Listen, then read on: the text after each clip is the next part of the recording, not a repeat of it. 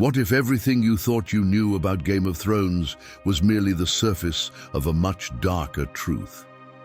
Beneath the wars for the Iron Throne lies a hidden reality so vast and terrifying that even the boldest maesters dare not speak of it.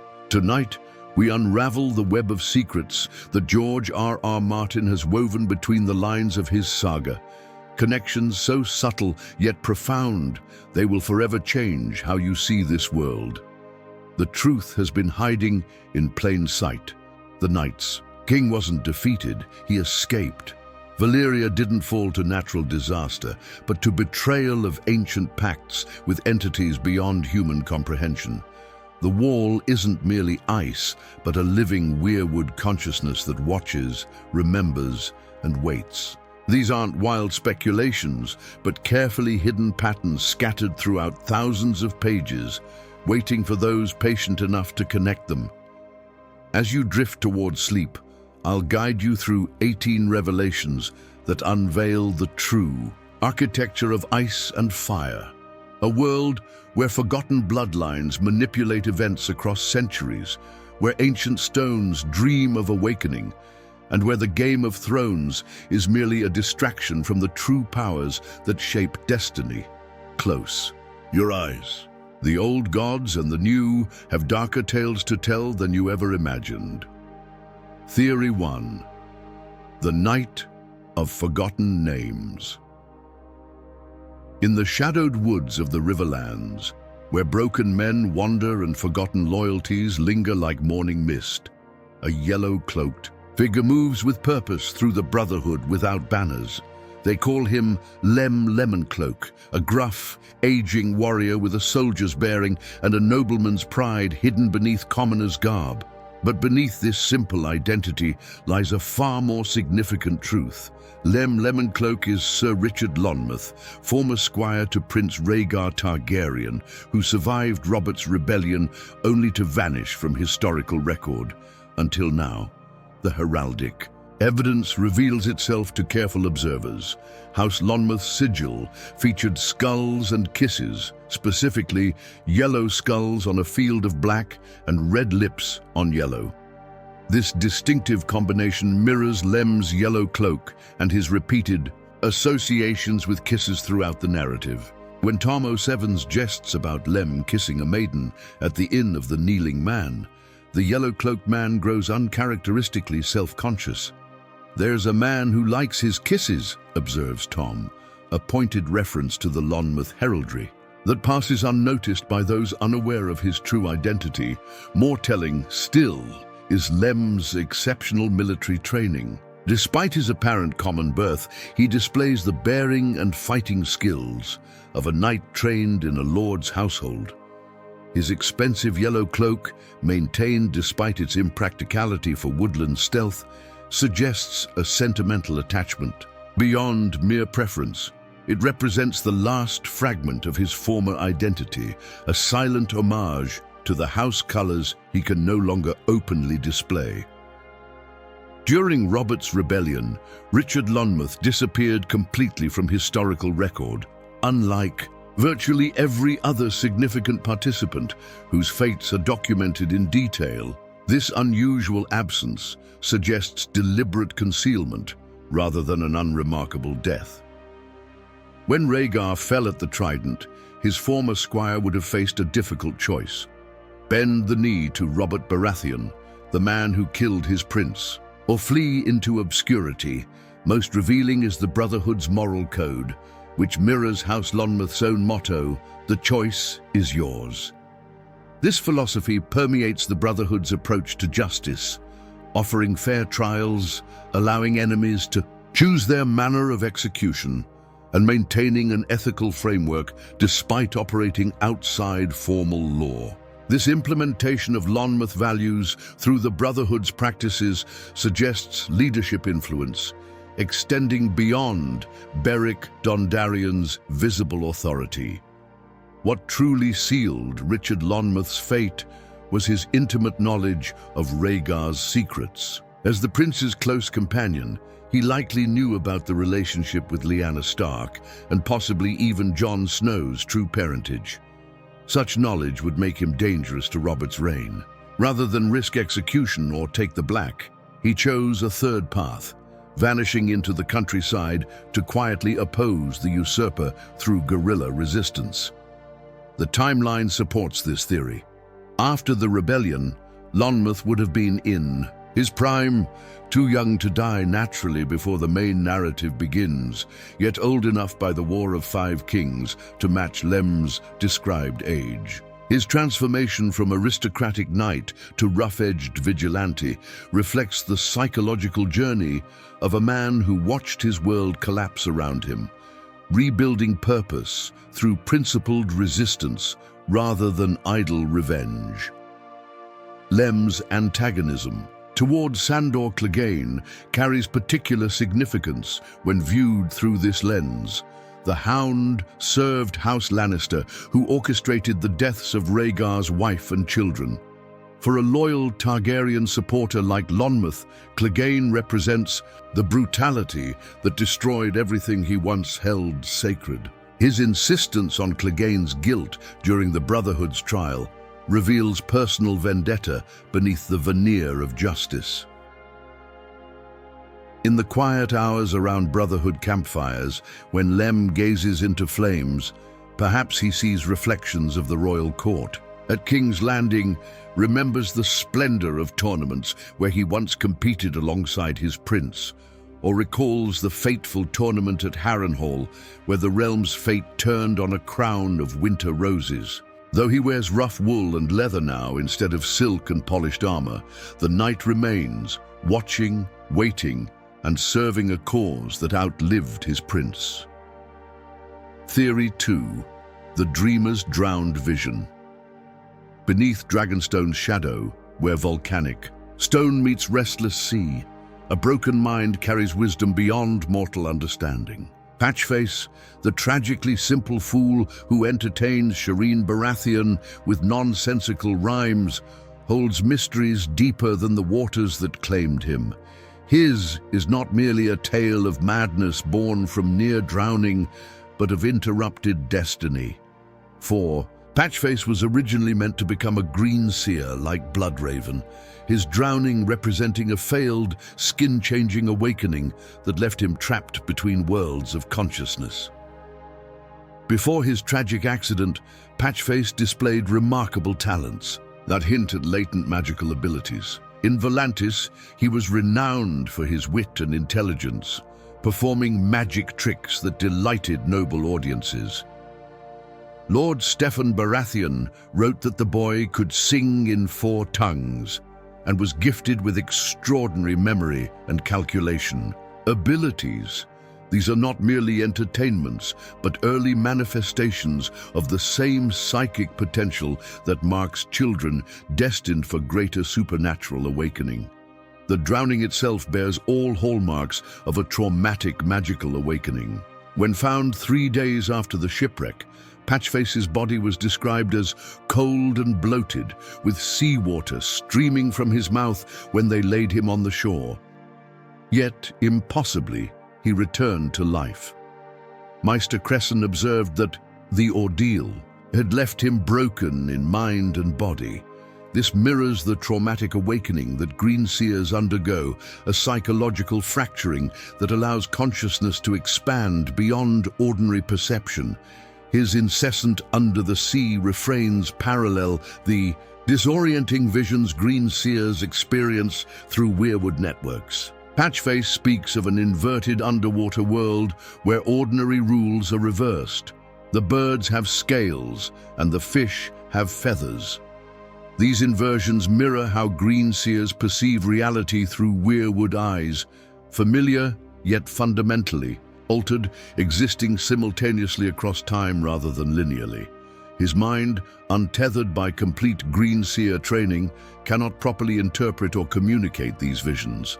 Most significantly, his prophecies prove consistently accurate despite their seemingly nonsensical presentation.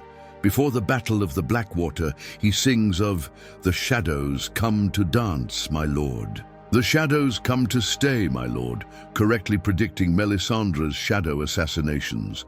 Before the Red Wedding, he chants about Fool's blood, king's blood, blood on the maiden's thigh, fools dance and fools die, foreshadowing the massacre.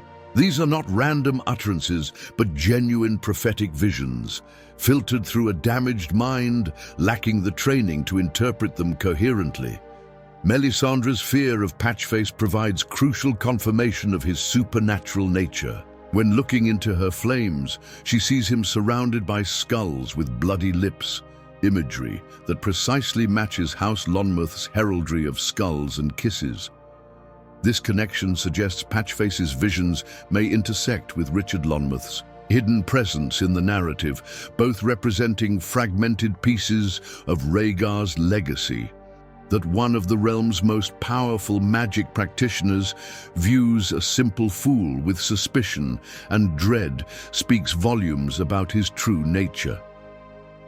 The 3-day period Patchface spent underwater holds particular symbolic significance. Throughout mythology, 3 days represent the threshold between life and death, a liminal period where transformation occurs. During this time, Patchface likely experienced what Greenseers undergo during their awakening.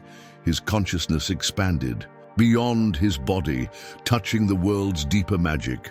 But without proper guidance, he became stranded between ordinary perception and magical sight, unable to fully integrate either experience. The timing of his awakening also merits consideration. Patchface's drowning occurred as Robert's rebellion was building toward its climax. This places his traumatic magical awakening during a period when the realm's magical equilibrium was already destabilizing, with dragon dreams intensifying and prophetic visions becoming more frequent across Westeros. His partial awakening may have been triggered by these larger magical currents sweeping through the world. Beneath his motley and bells, marked by cold, mottled skin and the ritual scars of his fool's tattoos, Patchface carries fragments of vision that may yet prove crucial to understanding the coming long night. His broken songs carry warnings for those with ears to hear, a drowned prophet whose mind touches realms beyond mortal comprehension, forever trapped between the world above and the mysteries that wait below. Theory 3. The Bloodstone Emperor's Eternal Shadow. In the deepest archives of the Citadel, where forbidden histories gather dust and ancient warnings fade from memory, traces remain of a figure whose ambition ruptured the very fabric of the world. The Bloodstone Emperor, last ruler of the great empire of the Dawn, whose terrible reign ushered in the long night thousands of years ago, was not merely a historical tyrant, but an immortal shadow consciousness that continues to manipulate events through the Church of Starry Wisdom, with Euron Greyjoy serving as his latest vessel in a chain of possession stretching back millennia. The key to his immortality lies in the black stone that fell from the sky that ancient texts claim. He worshipped this meteorite, almost certainly identical to the oily black stone fragments found throughout the known world, contained properties that allowed the Emperor's consciousness to transfer into it upon his physical death. This meteorite became the foundation stone for the Church of Starry Wisdom, which, despite its apparent religious nature, actually functions as a vessel identification network to continue the Emperor's work through successive human hosts. The consistency of the Starry Wisdom cult across radically different cultures provides compelling evidence of central consciousness guiding its evolution. From Yitai to Ashai, from Korth to the Summer Islands, and even reaching far western Old Town, the cult maintains remarkably similar practices despite geographical isolation. No ordinary religious organization could maintain such consistency across these barriers without a unifying intelligence directing its development. Each high priest of the order becomes not merely a spiritual leader, but a temporary vessel for the Bloodstone Emperor's fragmented consciousness. This explains the cult's obsession with astronomical observation. They are not merely tracking stars, but watching for cosmic alignments that strengthen the Emperor's influence across the void, separating life from death. The consistent emphasis on blood sacrifice throughout all branches of the cult represents the Emperor's original sin, the ritual murder of his sister, the Amethyst Empress, which first tore the boundaries between worlds. Euron Greyjoy's transformation provides the most direct evidence of this possession chain in the current narrative. His rapid evolution from ambitious raider to quasi-mystical figure occurred after his voyage to Valyria, where significant concentrations of the Blackstone remain. His sudden acquisition of magical knowledge, including Valyrian glyphs and sorceress abilities, cannot be explained by conventional learning. More telling is his physical transformation, the blue lips common to warlocks, but more significantly, his covered eye. The eye patch Euron wears likely conceals a crow's eye made from the original Blackstone, allowing direct interface between his consciousness and the Bloodstone Emperor's fragmented mind. This explains his ship's name, Silence, as a reference to the quiet communion between vessel and possessing entity. His crew's removed tongues ensure no witnesses can describe the rituals he performs in his private quarters, where the merging of consciousnesses occurs during key astronomical alignments. Euron's seemingly erratic actions actually follow a coherent pattern when viewed as efforts to trigger a second long night. His focus on acquiring dragon control matches ancient Yitai legends, claiming the Bloodstone Emperor worshipped a black stone that fell from the sky and practiced dark arts, torture and necromancy. The quest to bind dragons represents not merely personal ambition, but the Emperor's ancient understanding that dragon fire, properly harnessed, can break dimensional barriers that currently limit his manifestation in the physical world. Most revealing is Aeron's vision of Euron upon a throne of skulls, with a shadow woman by his side, suggesting his ultimate aim is to recreate the Emperor's original betrayal, the murder of a royal sister that first tore reality's fabric. His interest in Daenerys may stem not from political calculation, but from the Emperor's need to recreate this primal sacrifice with royal, potentially even imperial, bloodlines. The Church of Starry Wisdom's established presence in Old Town takes on new significance when viewed through this lens.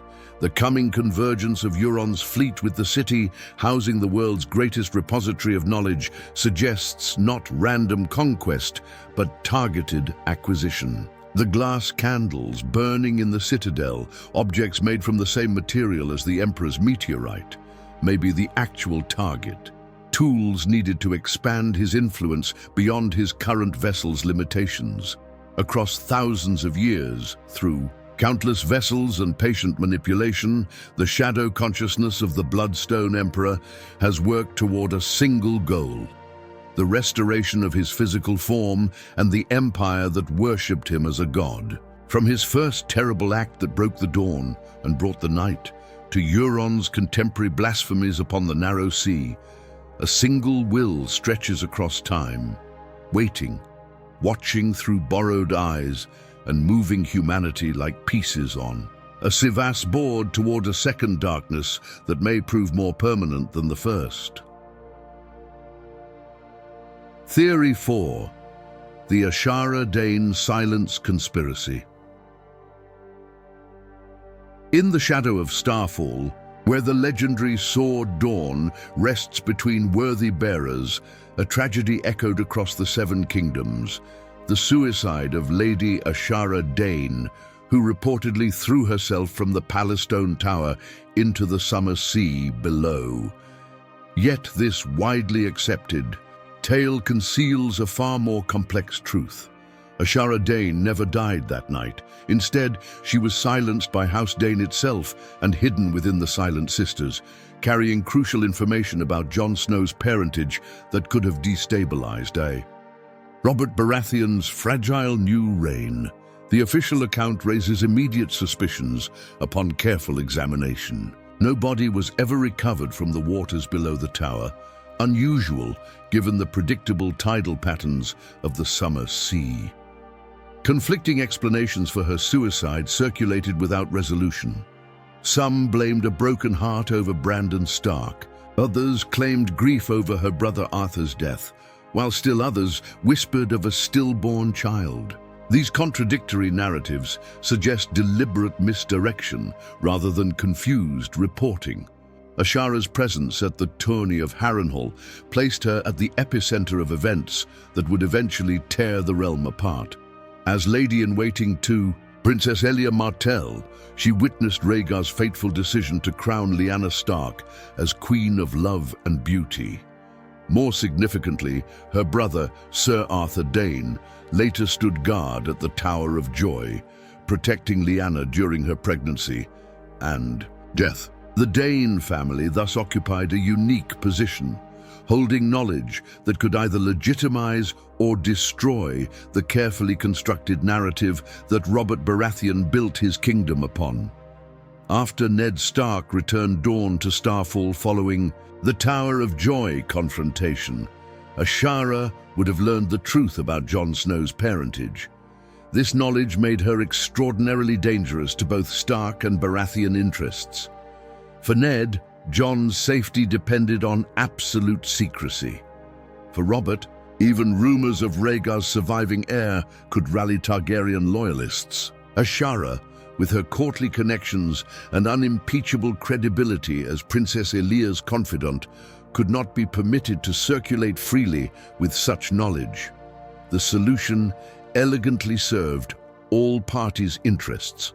House Dayne staged Ashara's suicide while secretly placing her in the Silent Sisters, where her vow of silence would prevent revelation while maintaining the family's legendary honor. This explains why Ned Stark thinks of Ashara with such profound guilt in his POV chapters, not because he was romantically involved with her, but because his request for secrecy about Jon condemned her to a living death among the Silent Order that prepares corpses for burial. Edric Dayne's peculiar knowledge provides further evidence for this theory. Despite being born years after Ashara's supposed death, the young Lord of Starfall somehow knows detailed information about events at Starfall during Robert's rebellion, including specific claims about Ned Stark and his sister. This suggests regular family contact with someone who witnessed these events firsthand, someone who couldn't have been his aunt if she had truly died. Most telling is the Silent Sisters' unique position in Westerosi society. They exist in plain sight, yet remain functionally invisible, moving between great houses without scrutiny. As the only women in the realm who can travel unchallenged during wartime, they provide the perfect cover for someone needing to remain hidden while observing major political developments. This would allow Ashara to continue serving House Dayne's interests as an intelligence gatherer without risking exposure. The name Ashara itself contains a linguistic clue, sharing its root with Ashara Zawadi, a Swahili phrase meaning blessed secret. George R.R. Martin's documented interest in meaningful character names suggests this connection is intentional rather than coincidental. Her very name hints at her ultimate fate, a secret kept alive rather than a tragedy ended in salt water. Barristan Selmy's persistent grief over Ashara, decades after her reported death, seems disproportionate for a passing infatuation. His emotional investment suggests knowledge of her fate beyond what is publicly known, perhaps awareness that she lives but remains forever beyond reach. As Lord Commander of Robert's Kingsguard, he would have understood the political necessity of her disappearance, adding another layer to his complex feelings about serving the usurper. If Ashara Dayne still lives, silently preparing bodies while carrying knowledge that could reshape the realm, it would represent one of the most successful conspiracies in Westerosi history, a secret maintained not through violence or intimidation, but through honor, duty, and sacrifice. In the silent prayers she offers over noble corpses, perhaps she whispers truths that the dead take with them to the darkness. preserving knowledge until the time comes when Jon Snow's parentage can safely emerge from shadow. Theory 5. The Weirwood, tapestry of the wall. Far in the bitter north, where ancient magics linger in ice and stone, stands the wall, a barrier supposedly built from ice and stone, rising 700 feet into the frigid sky. But beneath its gleaming surface lies a secret that explains its enduring magical properties.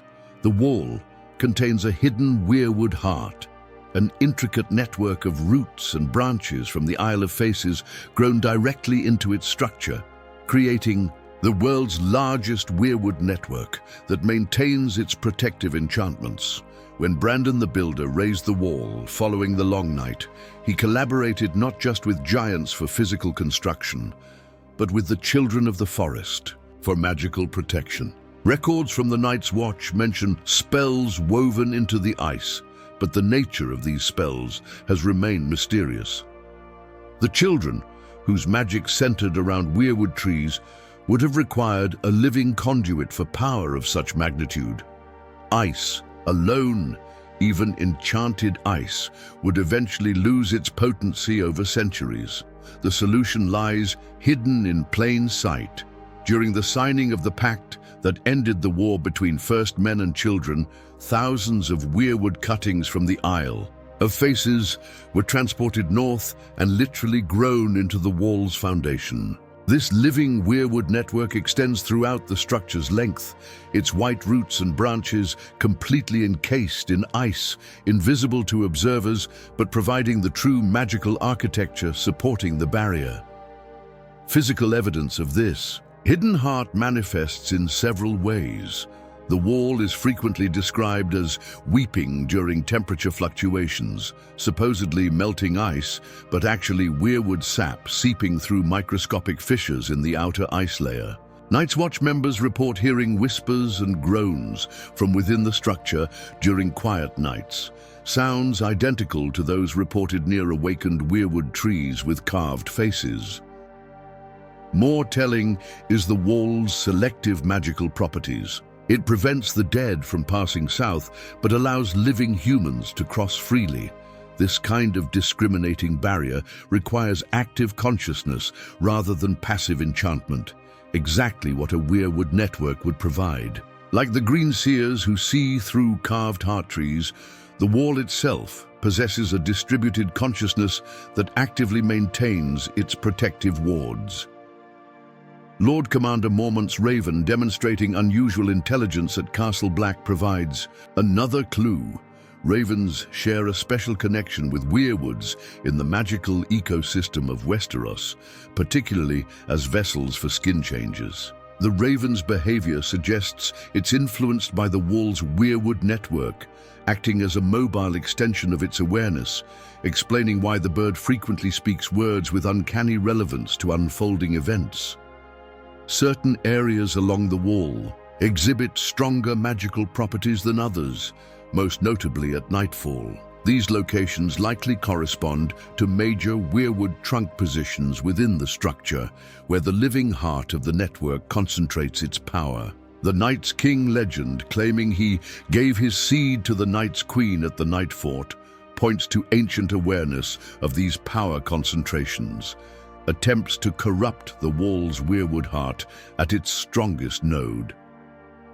Bran Stark's vision of Brandon, the builder overseeing the wall's construction, included imagery of pale roots twisting like serpents. Most readers interpret this as merely symbolic, but it may be literal documentation of the actual construction technique, the embedding of weirwood roots into the wall's foundation layers.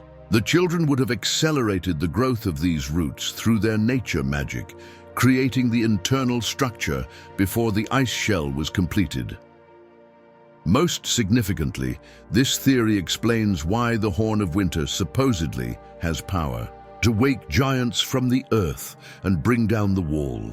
The horn doesn't affect ice directly. It resonates with the weirwood network inside the wall, disrupting the living heart that maintains its integrity. The giants referenced aren't literal sleeping giants, but the massive weirwood trunks encased within ice, their awakening representing the violent disruption of their dormant state. This hidden architecture has profound implications for the wall's eventual fate. If the barrier falls, it won't simply be ice crashing down, it will be a massive weirwood organism dying, releasing centuries of stored magical energy and accumulated memories. The psychic shock of such an event would ripple through all connected weirwood networks across Westeros, potentially awakening dormant magical systems throughout the continent. The wall thus stands not merely as a physical barrier against wildlings and others, but as a living testament to the most successful collaboration between humans and children, a hybrid creation of ice, wood, and consciousness that has stood sentinel for thousands of years, watching with unseen eyes and listening with roots that extend deep into the frozen earth of the north. Theory 6. The Night's King, Identity Switch. Deep in the shadowed history of the North, where ancient horrors are reduced to nursery rhymes and fireside tales, lurks a truth more disturbing than the legends themselves. The Night's King, the infamous 13th Lord Commander who declared himself king and brought the Night's Watch to ruin, was not merely defeated as the stories claim. The commander was Brandon Stark, who was replaced by his identical twin brother during the final battle, allowing the real Night's King to escape while his twin died, maintaining the deception, leading to the erasure of all records and the prohibition of his name. The extremity of the historical erasure itself provides the first clue. Old Nan tells Bran that afterward, when it was found he had been sacrificing to the others, all records of him were destroyed, his very name forbidden. This goes beyond normal historical revision. Even the worst villains in Westerosi history, Maegor, the cruel, Aegon the Unworthy, the Bloodstone Emperor, retained their names in historical record. Only the Night's King suffered complete obliteration from official history. This extraordinary measure makes sense only if the truth involved something far more shameful than tyranny or heresy, something that threatened the very legitimacy of House Stark itself. The revelation that one of their own blood had become humanity's worst enemy, and furthermore had escaped justice through fratricide and deception. The legend states that Brandon the Breaker, the King of Winter, and Joramun, the King Beyond the Wall, joined forces to defeat the Night's King. Notably absent is any explicit mention of the Night's King's death or execution. Instead, chronicles merely state he was defeated and brought down. Curiously ambiguous terminology compared to the detailed deaths recorded for other vanquished enemies of House Stark. The twin brother theory explains this linguistic evasion. Brandon the Breaker didn't kill the Night's King. He killed his own brother who had taken the Night's King's place. The real Night's King, himself a Brandon Stark, escaped into the lands beyond the Wall, perhaps eventually becoming the basis for the Great Other in religious mythology, or transforming into something that would later be called the Night King in more recent history. This twin substitution explains the Night's Watch's subsequent absolute prohibition on political involvement. Their first corruption came not from external influence, but from within the Stark bloodline itself, a hereditary vulnerability that necessitated complete political neutrality to prevent future exploitation. The Watch wasn't just guarding against physical threats from beyond the Wall, but against the corrupting influence of their own political connections. The existence of Stark twins, while not explicitly mentioned in historical records, aligns with the family's known genetic patterns. Multiple sets of twins appear in Stark collateral lines throughout their history. This genetic predisposition, combined with the North's tradition of keeping some children hidden from Southern registration, particularly during war times, creates the perfect conditions for an unknown twin's existence. Most compelling is the parallel to Jon Snow and Robb Stark, brothers of similar age, one legitimate heir to Winterfell, the other sent to the Night's Watch. This recurring pattern suggests a deep cultural memory within House Stark of the original. Twin betrayal, one brother to rule Winterfell, one to guard the wall, ensuring division of power that prevents another Night's King scenario. The curse that he who passes the sentence should swing the sword takes on new significance through this lens. This Stark family law isn't merely about honor, but about preventing identity deception, ensuring that executions happen face to face, with witnesses who can verify both victim and executioner's identities. This practice would have developed specifically to prevent another twin substitution, like the one that allowed the original Night's King to escape justice. Old Nan's insistence that the Night's King was a Stark named Brandon carries particular weight, considering her demonstrated knowledge of pre-written Northern history. As one of the oldest living repositories of oral tradition in Winterfell, her specific naming of the Night's King as Brandon Stark defies the official erasure that historians implemented, preserving through folk memory what maesters attempted to obscure through institutional censorship. If this theory holds true, the current Three-Eyed Raven's insistence to Bran that the past is already written, the ink is dry, takes on ominous new meaning. The entity may not be simply stating philosophical perspective, but actively maintaining historical deception, ensuring Bran doesn't discover his namesake's true fate or the existence of a Stark. Bloodline descended from the original Night's King somewhere in the unexplored northern wastes beyond the Wall. Theory 7. The Valyrian Symbiosis Pact.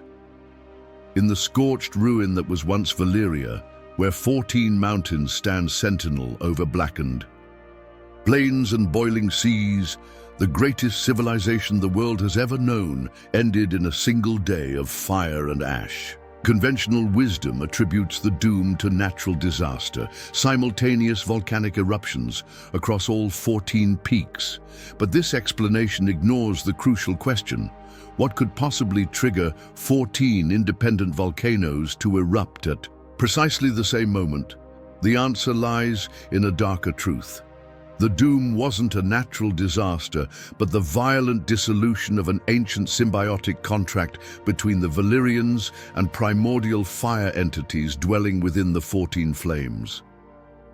Long before dragons soared above the Valyrian peninsula, when the first shepherds discovered the warm caves within the 14 flames, they encountered entities that defied human comprehension, beings of living fire and molten stone that had existed since the world's formation. These primordial creatures, neither demon nor god, but something entirely other, possessed the ability to reshape flesh and bend fire to their will. The first dragon lords weren't conquerors but supplicants, entering into blood covenant with these entities. The terms of this ancient pact were clear. The fire entities would grant Valyrians mastery over dragons and the magical knowledge to forge Valyrian steel, while the Valyrians would provide regular blood sacrifice and ensure the entities remained undisturbed in their volcanic domains. This explains the Valyrian practice of human sacrifice, well documented in historical texts. Not mere religious ritual, but contractual obligation to hungry entities that required blood and life energy to maintain the magical equilibrium that prevented volcanic eruption. Princess Aeria's horrific death after visiting ruined Valyria provides the most compelling evidence for these entities' existence. Septon Barth documented worms with faces and snakes with hands that burst from her body, creatures that seemed to boil within her, leaving her flesh smoking. These weren't random mutations, but immature forms of the fire entities themselves, attempting to establish new symbiotic hosts after their original Valyrian partners were decimated in the Doom. The coordinated timing of all 14 volcanic eruptions defies any geological explanation, but makes perfect sense as intelligent retaliation. When Valyrian arrogance reached its peak, when dragon lords began to see themselves as gods rather than partners in ancient covenant, they attempted to renegotiate the terms of their agreement, perhaps reducing sacrifices or attempting to extract more power while giving less in return. The entities, possessing a collective consciousness that spanned all 14 mountains, responded with unified vengeance. Septon Barth's observation that the Valyrians delved too deep and too greedily reveals partial awareness of this broken covenant. The demons beneath the earth, he mentions, weren't metaphorical, but literal entities with whom the Valyrians had broken faith. The mysterious circumstances surrounding Barth's banned book, Dragons, Worms and Wyverns, Their Unnatural History, suggest he came dangerously close to revealing the full truth about the symbiotic relationship before political forces suppressed. His work, The Targaryen Survival, takes on new significance when viewed through this lens. Their departure from Valyria 12 years before the Doom wasn't merely fortuitous, but deliberate escape by a family that recognized the Covenant was breaking down. Daenerys the Dreamer's famous vision wasn't mystical prophecy, but subconscious awareness of deteriorating magical bonds that would inevitably lead to catastrophe. The Targaryens brought their dragons, but abandoned the sacrificial practices that fed the entities, explaining why their dragons gradually diminished in size and vitality over generations. Current Valyrian conditions, where the sea boils and demons hunt any who venture near, represent the entity's continued presence, now untethered from human partnership and existing in a state of perpetual rage. The demons, reported by sailors, are likely manifestations of these entities, searching for new symbiotic hosts, explaining why they specifically target human visitors rather than simply destroying all life indiscriminately. Most disturbingly, Euron Greyjoy's claimed journey to Valyria suggests he may have encountered these entities and entered into some form of limited covenant with them. His physical transformation, the mysterious dragon egg payment to the Faceless Men, and his newfound magical abilities all suggest contact with powers beyond normal human access. If true, Euron may represent the first new fire entity symbiote since the Doom, a terrifying prospect given his demonstrated cruelty and ambition. The implications extend to Daenerys Targaryen's seemingly miraculous hatching of petrified dragon eggs. The ancient symbiosis may have recognized her bloodline, activating dormant magical potential through fire and blood sacrifice, precisely the elements of the original covenant. Her immunity to fire, unique even among Targaryens, suggests the entities may have recognized in her a potential vessel for renewal of the ancient pact that once made Valyria great and terrible. Theory 8. The Scepter's Sacred Secret. Aboard the Shy Maid, floating gently down the Rhoyne toward a destiny few understand, a woman in Scepter's robes tends to young Aegon Targaryen with devotion that transcends mere duty. They call her Septa Lemore, a mysterious figure whose incongruities have puzzled readers since her introduction. But these inconsistencies reveal an extraordinary truth hidden beneath modest robes. Septa Lemore is actually Elia Martell, who survived the sack of King's Landing and now secretly cares for her son in exile, working alongside Jon Connington to restore her child to his rightful throne.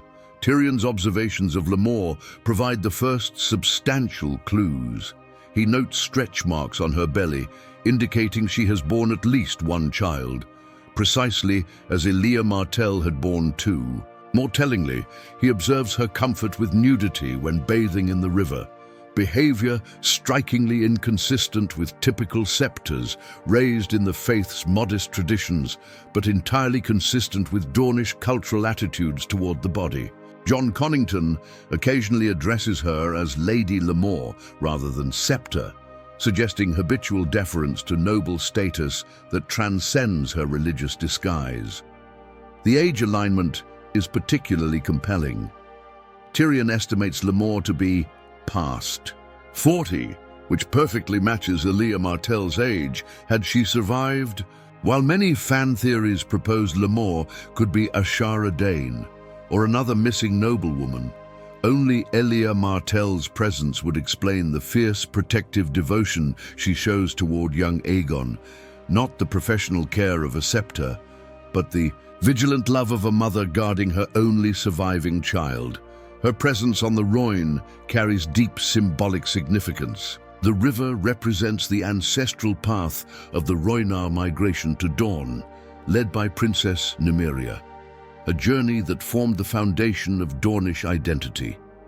Elia, a princess of Dorne with Rhoynish blood, would find both practical security and poetic justice in this exile route, returning to her ancestral waters while plotting restoration of her son's birthright. The name Lamore itself contains phonetic echoes of l'amour, love, suggesting her true motivation in this dangerous charade. The most common objection to this theory, that Elia was definitively killed during the sack of King's Landing, relies entirely on Tywin Lannister's command to Gregor Clegane and subsequent presentation of bodies to Robert Baratheon. However, neither Tywin nor Robert had personal familiarity with Elia's appearance. A substitution of another dark-haired Dornish woman of similar age and build would have satisfied both men's cursory inspection, particularly given the reported brutality inflicted on the body that would have obscured identifying features. Varys, the master of disguise and deception, had both motive and opportunity to facilitate this substitution. His loyalty to the Targaryen dynasty is now established through his secret support of young Aegon, as master of whisperers with control over the Red Keep's secret passages. He could have orchestrated Elia's escape while providing a convincing substitute corpse. His puppet show analogy to Tyrion about a dwarf and a fat man, arguing while a subtle knife moves unseen, perfectly describes his methodology, creating obvious distractions while executing hidden maneuvers. John Connington's unusual deference toward Lamore gains new meaning through this lens. Despite his famous pride and prickly nature, he shows remarkable respect for this supposed scepter. As Rhaegar's closest friend, Connington would have known Elia personally at court, explaining both his respectful attitude and the occasional lapses into addressing her as lady rather than scepter. His willingness to share leadership decisions with her exceeds normal courtesy to a religious chaperone, but makes perfect sense if she is the mother of the king he serves. The psychological dimension provides perhaps the most compelling support. Elia Martell, having endured the murder of her daughter Rhaenys, would possess unmatched motivation to protect her remaining child at any cost, including abandoning her identity and living in anonymous exile.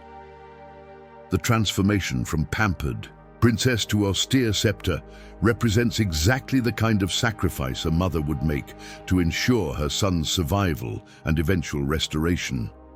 This theory also explains the Golden Company's unexpected support for Aegon's cause. This mercenary company, founded by Blackfyre pretenders with historical animosity toward mainline Targaryens, seems an unlikely ally for Rhaegar's son.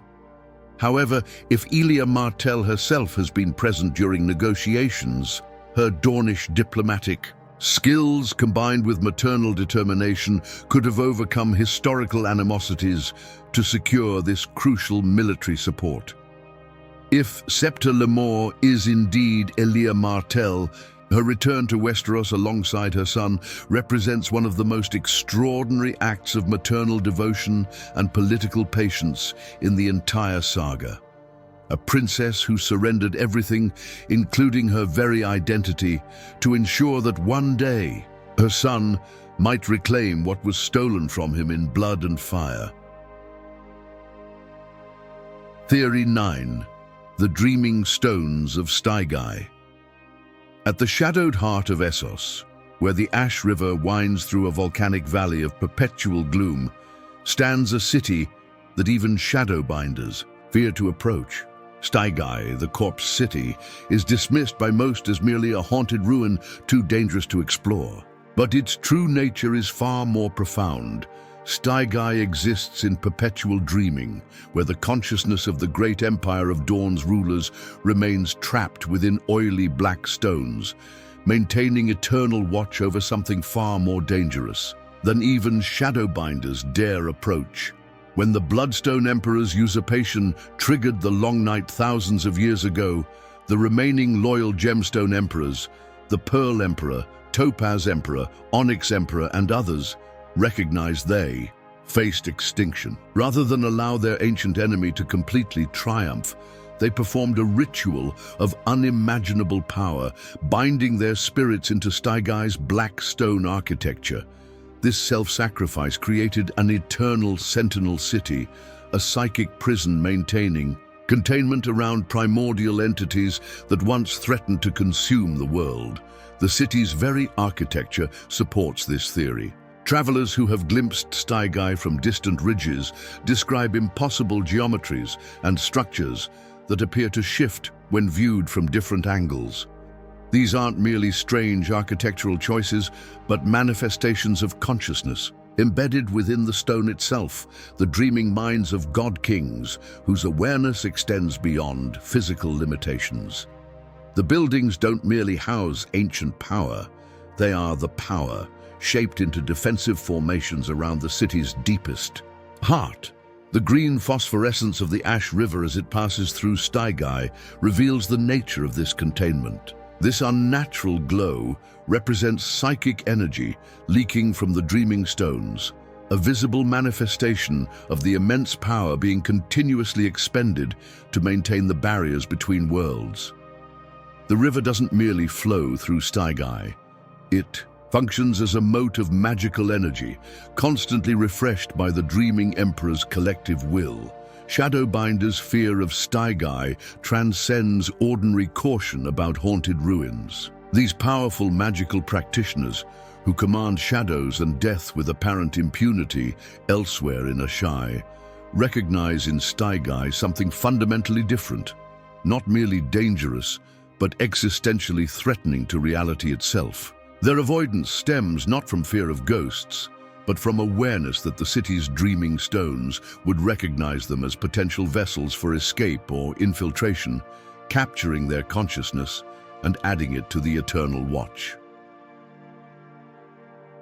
The Bloodstone. Emperor's actions gain new context through this understanding. His worship of a black stone that fell from the sky wasn't mere religious innovation, but attempted communication with entities imprisoned beneath Stygi, the same entities his loyal siblings sacrificed themselves to contain. His practices of torture, human sacrifice, and dark magic weren't arbitrary cruelty, but specific techniques attempting to weaken the barriers his siblings had established.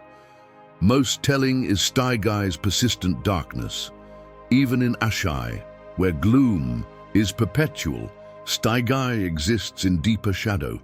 This isn't atmospheric phenomenon, but active magical shroud, the dreaming stones projecting concealment around their vigil. The darkness serves dual purpose, hiding the city from those who would disturb its function, while simultaneously preventing the entities contained within from sensing the world beyond their prison. The rare accounts of those who claim to have entered Stygi and returned describe hearing whispered voices in unknown languages and seeing momentary apparitions of figures in gem-encrusted robes. These aren't hallucinations, but actual encounters with the fragmented consciousness of the Gemstone Emperors, briefly surfacing from their collective dream state to assess potential threats or allies. Their appearances specifically to outsiders suggest they actively seek communication beyond their self-imposed prison. The implications extend to current events across Essos and Westeros. The gradual strengthening of magic throughout the known world, from the rebirth of dragons to the Reactivation of glass candles may represent deterioration of the binding spells maintained by Stygai's dreaming stones. As the original Emperor's consciousness fades after millennia of unbroken vigilance, the barriers they maintain weaken proportionally, allowing ancient powers to stir once more. If this theory holds true, Daenerys Targaryen's dragons may represent more than the rebirth of extinct species. They may be manifestations of the very forces the Gemstone Emperors sacrificed themselves to contain, forces now seeking new avatars as Stygai's dreaming stones gradually lose their power to maintain the ancient barriers between worlds. The Song of Ice and Fire may ultimately refer not to political conflict, but to the fundamental forces that the dreaming stones of Stygai have held in precarious balance since the first long night. Theory 10. The Harrenhal Prophecy Gambit. In the year 281 AC, beneath the haunted towers of Harrenhal, the fate of the Seven Kingdoms turned not on chance, but on careful calculation. The great tournament hosted by Lord Went, unprecedented in its scale and magnificence, has long been viewed as the catalyst that set in motion Robert's rebellion and the fall of the Targaryen dynasty. But beneath this surface narrative lies a deeper truth.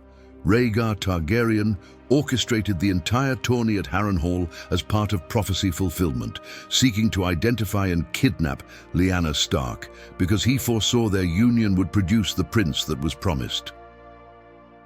The first clue lies in the tournament's extraordinary scale. The prizes offered, 100,000 gold dragons to the champion, sums nearly as large to other competitors, vastly exceeded Lord Went's known resources. Even as one of the great lords of the Riverlands, such lavish expenditure would have bankrupted his house. This financial impossibility points to outside funding, with Prince Rhaegar the most logical benefactor.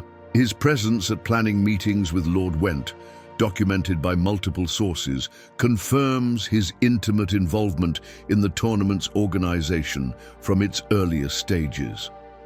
Rhaegar's obsession with prophecy provides the motive for this elaborate scheme. Grand Maester Aemon later revealed to Samwell Tarly that Rhaegar had been convinced the prince that was promised would come from his bloodline. Initially believing himself this prophesied savior, Rhaegar later concluded the prince must be his son instead. But his existing children with Elia Martell, Rhaenys and Aegon didn't fulfill the specific conditions he had interpreted from ancient texts. The prophecy's reference to ice and fire suggested a union between Targaryen fire and something representing ice, most obviously House Stark of the frozen north. The Night of the Laughing Tree incident represents the pivotal moment in Rhaegar's prophetic verification. When King Aerys commanded Rhaegar to unmask this mysterious competitor, the prince claimed to find only an empty suit of armor. This implausible outcome, that a person in full armor could vanish without trace in a crowded tournament ground, suggests deliberate misdirection. Rhaegar likely discovered Lyanna Stark behind the shield, recognizing in her the qualities he sought for his prophetic partner: courage, compassion for the weak, demonstrated by her defense of Howland Reed, and Stark bloodline representing ice. The specific jousting matches arranged during the tournament suggest predetermined outcomes designed to elevate Rhaegar to champion status, ensuring he could crown the Queen of Love and Beauty. Historical records of preliminary matches show several highly favored knights facing unexpected early elimination against obscure opponents who subsequently performed poorly against Rhaegar. This pattern of inconsistent performance suggests possible bribes or instructions to lose deliberately, creating a clear path for the prince to achieve his necessary public moment with Lyanna. When Rhaegar passed over his wife Elia Martell to crown Lyanna Stark with winter roses, witnesses described it as the moment when all smiles died. But this shocking breach of protocol wasn't impulsive infatuation, it was calculated symbolism. The blue winter roses, flowers specifically associated with the north, placed on Lyanna's lap, represented Rhaegar's acknowledgement of her role in the prophecy and served as public declaration of his intentions before witnesses from every major house in the realm. The tournament's timing coincided perfectly with unique astrological conditions noted in Maester Aemon's surviving correspondence, a rare alignment that wouldn't recur for decades. This cosmic timing matches prophetic requirements mentioned in fragments of Daenerys the Dreamer's visions preserved in Citadel archives. By staging the tournament precisely during this alignment, Rhaegar ensured any child conceived in the aftermath would be born under the prophesied celestial configuration. Subsequent events support this careful orchestration. The location chosen for Lyanna's abduction, the Isle of Faces with its ancient weirwood grove, suggests ritual significance rather than convenient opportunity. The Tower of Joy's remote position in Dawn, precisely at the juncture of mountains and desert, matches symbolic locations described in the fragmentary Azor Ahai texts, where the prince shall be born amidst salt and smoke. The 3 Kingsguard stationed there, including the Lord Commander himself, demonstrates this wasn't mere infatuation, but a mission of perceived existential importance to the realm. Most revealing was Rhaegar's final conversation with Jaime Lannister before departing. For the Trident, where he cryptically stated changes will be made upon his return and spoke of calling a council. These weren't the words of a man pursuing personal desire, but of someone executing a premeditated plan with political ramifications he intended to address through formal channels after securing what he believed was necessary for prophecy fulfillment. If viewed through this lens, the tragic chain of events that followed, Brandon Stark's fatal confrontation with Aerys, the execution of Rickard Stark, Robert's rebellion, and ultimately Rhaegar's death at the Trident, represents not the consequence of impulsive passion, but the unforeseen collapse of a carefully constructed prophetic gambit that, ironically, did produce exactly the child Rhaegar sought. Jon Snow, born of ice, Stark, and fire, Targaryen, precisely as the ancient texts foretold. Theory 11.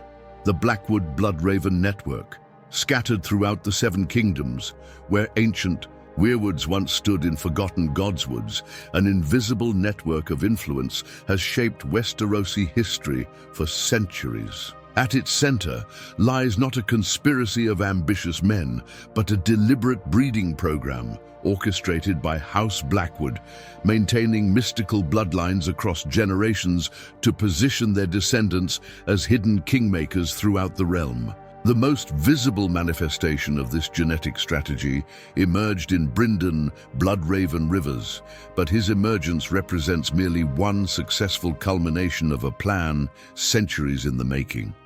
The evidence begins with House Blackwood's unusual religious and genealogical profile.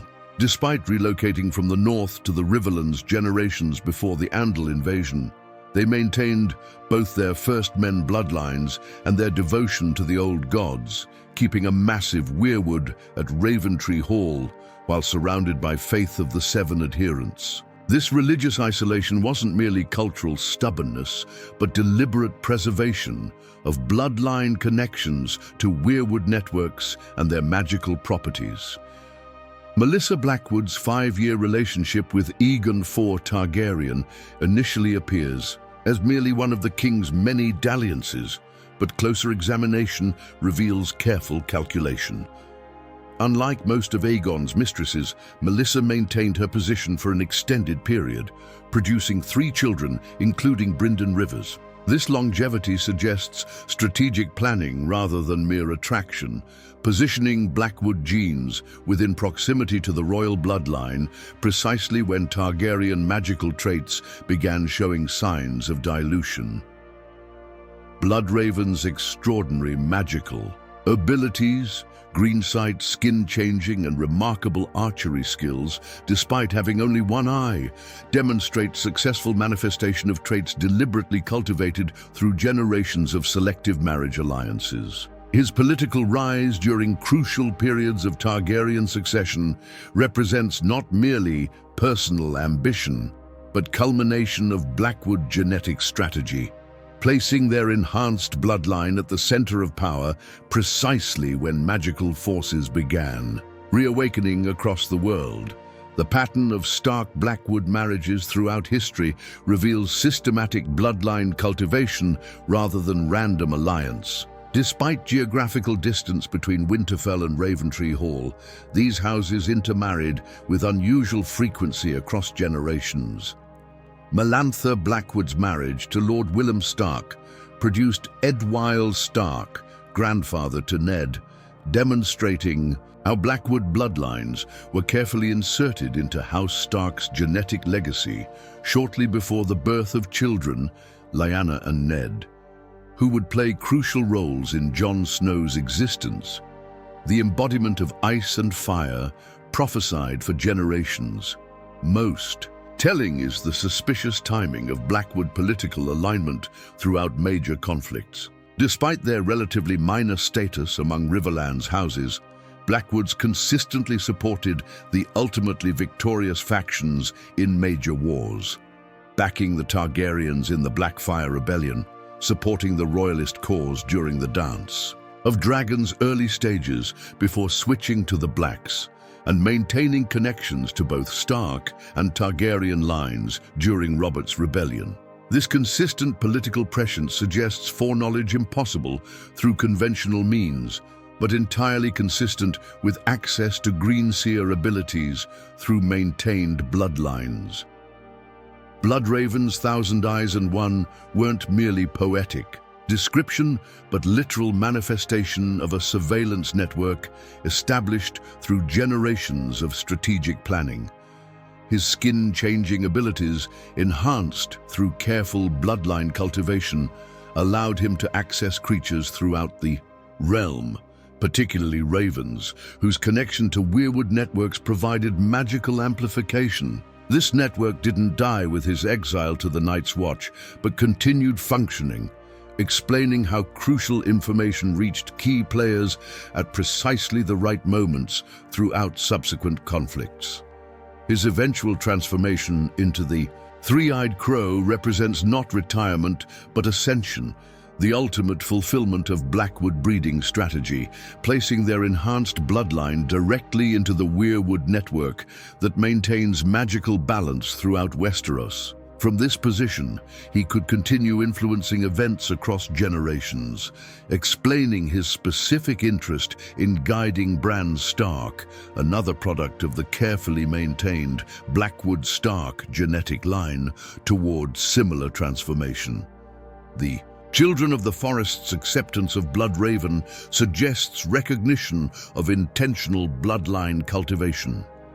These ancient beings, typically hostile or indifferent to humans, embraced him specifically because his genetic makeup, deliberately enhanced through centuries of Blackwood marriage strategy, created a human vessel compatible with their magical systems. He wasn't merely a convenient tool, but the intended outcome of breeding plans, potentially guided by the children themselves through weirwood dreams sent to Blackwood greenseers across generations. Current Blackwood activities during the War of Five Kings gain new significance through this understanding. Their seemingly disproportionate involvement in crucial events, particularly their resistance against Lannister forces creating strategic complications, represents continuation of ancient planning rather than mere regional politics. The carefully maintained bloodlines continue executing strategies visualized through greenseer abilities centuries earlier. positioning descendants for crucial roles in the coming long night and its aftermath. The Blackwood Bloodraven Network thus represents the most successful long-term magical strategy in Westerosi history, a patient, centuries-spanning breeding program that placed enhanced bloodlines at crucial nexus points throughout the realm's power structures, creating a distributed consciousness operating through green seer abilities to guide humanity toward outcomes envisioned in ancient weirwood dreams. Theory 12. The inverted lighthouse of Battle Isle. Rising from the mists of whispering sound, where salt-laden winds carry secrets of ancient days, stands the High Tower, Old Town's most recognizable landmark and seat of one of Westeros's oldest noble houses. But beneath its soaring white stones lies a mystery that predates Valyria, the Andals, and possibly the first men themselves. The High Tower's mysterious black stone foundation is merely the visible tip of a massive inverted tower extending deep beneath Old Town, part of a network of reality anchors preventing the world from falling into cosmic void. The foundation's construction defies conventional understanding. Maester Jellicoe's examination described it as a fortress of black stone, unlike any other structure in the Seven Kingdoms, with blocks so large it would require a dozen elephants to move them. The stone itself resists normal weathering, showing no erosion despite thousands of years exposed to sea air. Most tellingly, no historical record exists of its construction. The base simply was there when the first men arrived on Battle Isle, suggesting origin beyond recorded human civilization.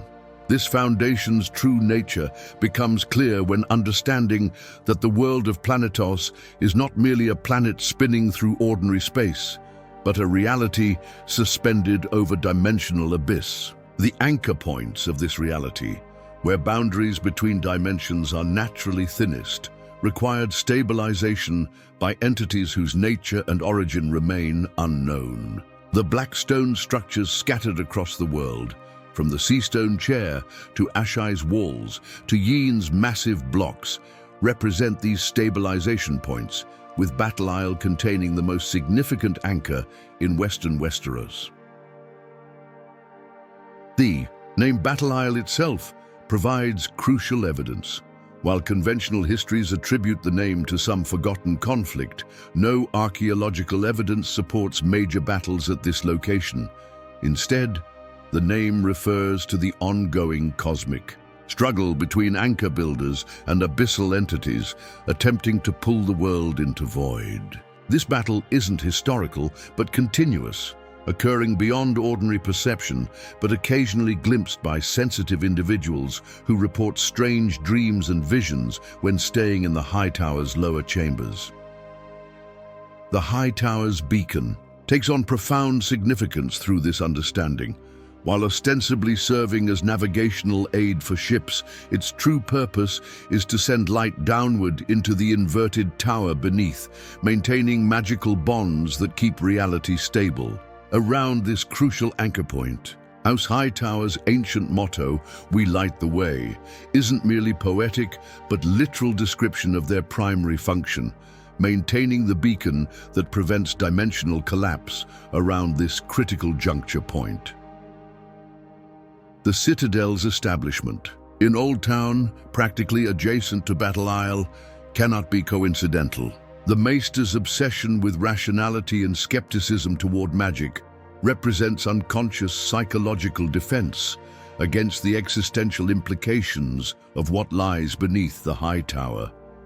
Their institutional presence serves as human buffer against the anchor point, their collective consciousness helping stabilize reality through rigorous imposition of logical systems. This explains their institutional hostility toward magical practices, not merely skepticism, but instinctive resistance against forces that might destabilize the anchor they unconsciously protect.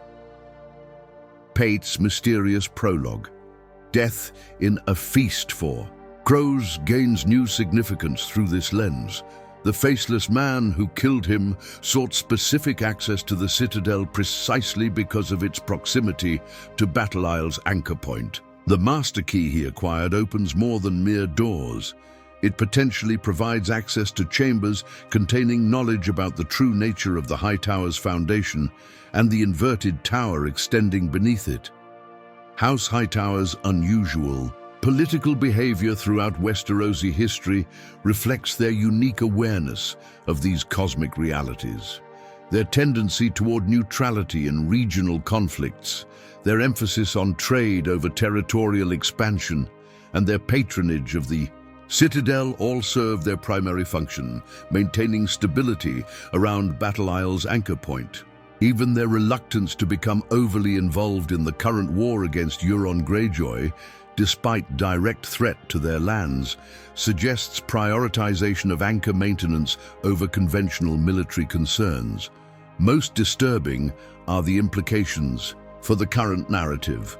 Euron Greyjoy's specific targeting of Old Town may indicate awareness of Battle Isle's true nature.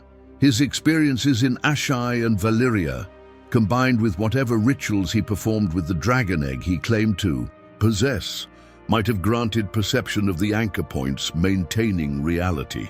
His goal may not be merely conquest, but deliberate destabilization of the High Tower's anchor, creating dimensional instability that would allow entry of the abyssal entities he seeks to control.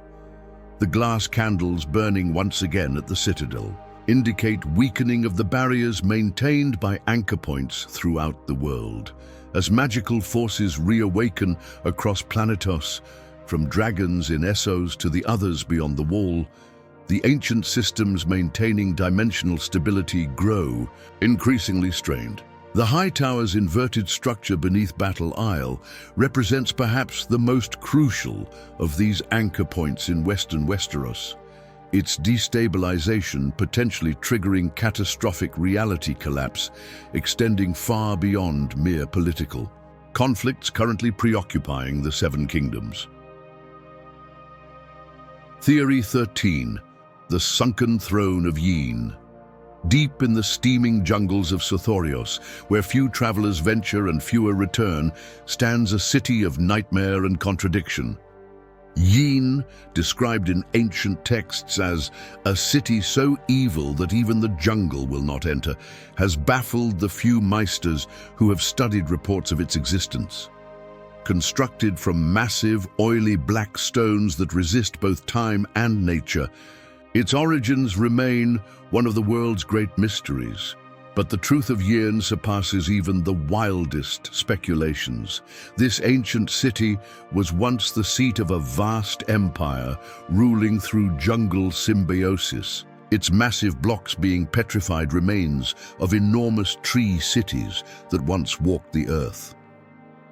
Long before the rise of human civilizations, when the planet's magic flowed more freely through all living things, a race of hybrid beings emerged in Sothorios, entities that were half plant, half animal, developing intelligence and eventually civilization. These green emperors established symbiotic relationships with the jungle itself, learning to shape living wood into mobile structures that could traverse the dense continent. The massive walking tree cities migrated across Sothorios with the seasons, following magical ley lines and establishing communion with different forest regions. The colossal black stone blocks comprising Yin aren't constructed material at all but the petrified remains of these enormous tree structures, frozen in mid-stride when catastrophe struck their civilization.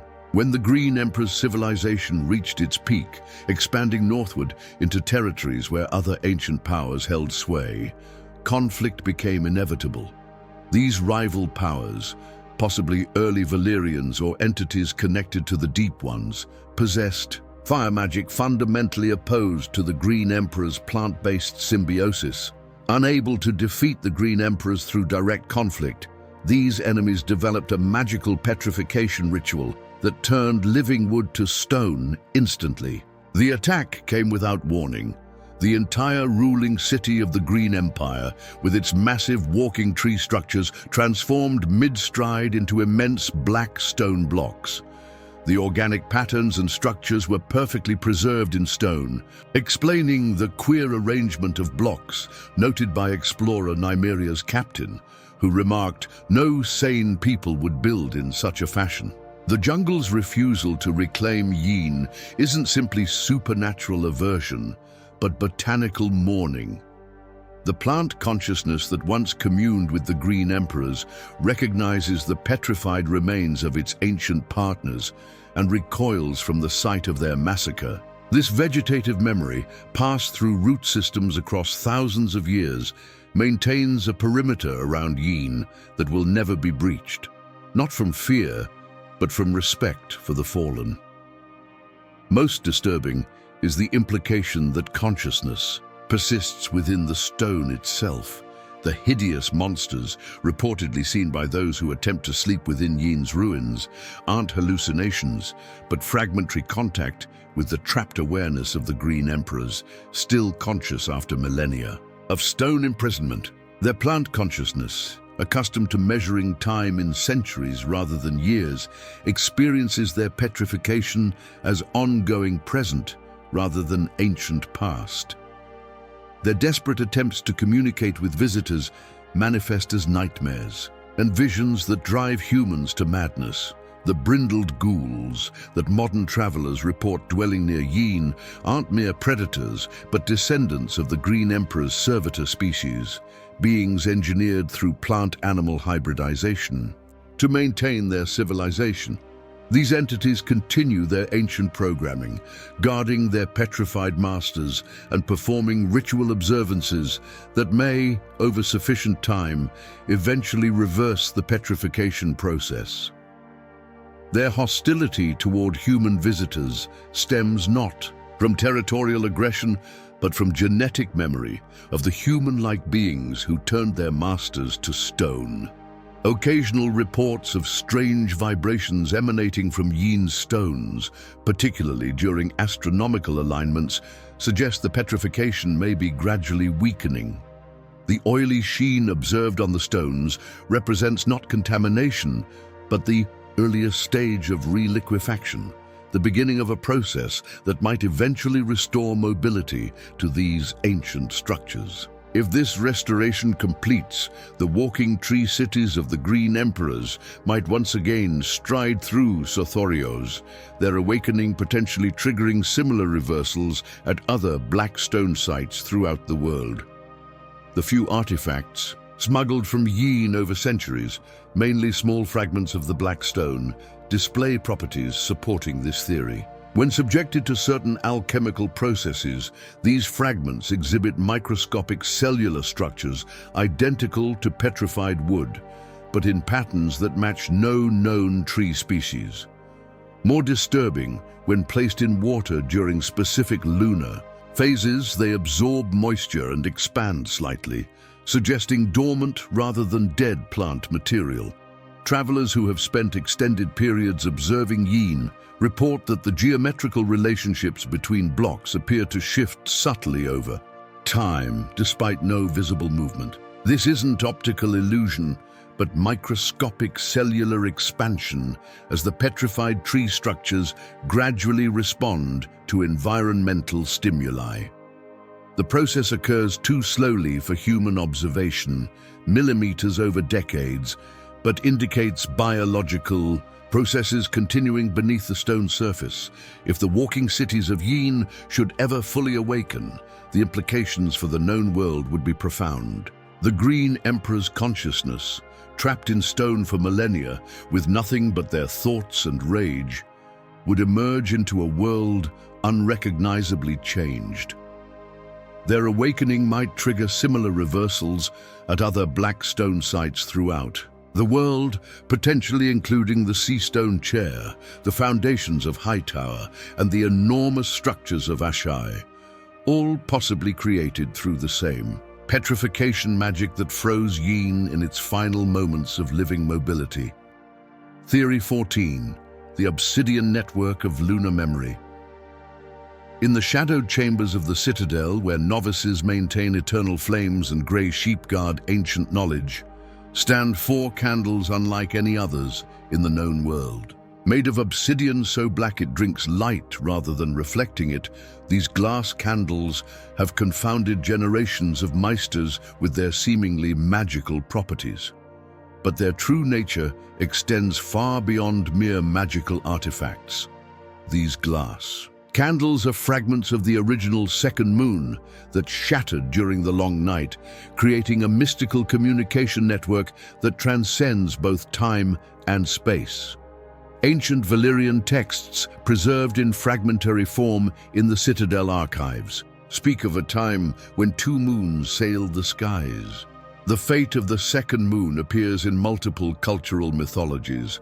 The Carthians speak of dragons hatching from this moon when it drifted too close to the sun, while Yeti legends describe a lunar destruction connected to the long night. These aren't merely poetic metaphors, but distorted memories of actual cosmic catastrophe, a second moon that exploded, its fragments raining down upon the world as meteoric glass. This event coincided with the long night, explaining both the extended darkness, atmospheric debris from impact, and the simultaneous emergence of dragons hatched from eggs superheated during atmospheric entry. The largest fragments of this crystallized lunar material became the glass candles, objects retaining the moon's original properties as celestial observer and memory repository for the world below. The distribution pattern of known glass candles supports this theory. The Citadel possesses exactly 4, 1 green and 3 black, positioned precisely at compass points within the Meister's inner sanctum. This arrangement isn't decorative but functional, creating a receiver array that connects to other glass candle fragments scattered throughout the known world. Major centers of arcane learning, Ashai, ancient Yeti, the House of the Undying, and likely the destroyed Valyrian freehold, each possess fragments positioned in similar cardinal arrangements. The obsidian material itself provides crucial evidence of lunar origin. Unlike terrestrial obsidian formed through volcanic processes, the glass candles display unique crystalline matrices that incorporate trace elements unknown in natural geology. Spectroscopic analysis conducted by Archmaester Marwyn revealed patterns matching astronomical observations of distant stars rather than geological formations. Literally, the glass contains starlight within its structure. Most significant is the candle's ability to show visions across both space and time. Unlike conventional scrying tools that might reveal distant locations, glass candles have demonstrated capability to reveal events from the past and potentially glimpses of possible futures. This temporal flexibility cannot be explained by ordinary magical energies, but perfectly aligns with the theoretical properties of a celestial body that observed the world through multiple rotations and revolutions. The moon literally remembered what it witnessed, and these memories transferred to its fragmented remains. Daenerys Targaryen's dragons triggered the reactivation of this ancient lunar network. The specific magical frequency generated by living dragons, creatures themselves born from the moon's destruction, according to Carthan legend, resonates with the glass candle's internal structure, reawakening dormant properties that had faded during the centuries of magical decline. This explains why the candles began burning again precisely as Daenerys' dragons grew in power, their magical radiation spreading outward and activating the network nodes across the known world. The Valyrians' original mastery of glass candle. Creation wasn't invention, but reverse engineering. Their geological and magical studies allowed them to identify the unique properties of these lunar fragments and eventually produce synthetic versions with similar though lesser capabilities. The distinction between true lunar glass candles and Valyrian reproductions explains the variable powers reported by different users. Original fragments maintain stronger connection to the network than manufactured imitations. Most revealing is the specific information accessible through different candles. Users report that certain fragments show particular affinity for specific locations or bloodlines, consistently revealing visions connected to these focuses regardless of the user's intention. This pattern suggests the fragments retain memory of what they observed during their original lunar existence, the geographical area that particular fragment watched over during countless rotations before the moon's destruction. The network's structure explains why glass candle visions often appear seemingly random or disconnected. Users are accessing a vast repository of lunar memory without understanding the organizational system. Like reading random pages from an enormous library without comprehending the cataloging method, candle users glimpse fragments of a coherent whole whose structure remains beyond their comprehension. If this theory proves correct, mastery of the complete obsidian network would grant unprecedented access to historical knowledge and distant awareness. The fragmented consciousness of the destroyed moon, preserved in obsidian shards scattered across the world, represents a distributed intelligence that observed humanity since its earliest emergence. Those who learn to navigate this network to access specific memories rather than random glimpses would possess informational advantage beyond any conventional intelligence system. As magic continues strengthening throughout the world, the obsidian network grows increasingly active, fragments communicating with each other across vast distances, as they once did when united in lunar form.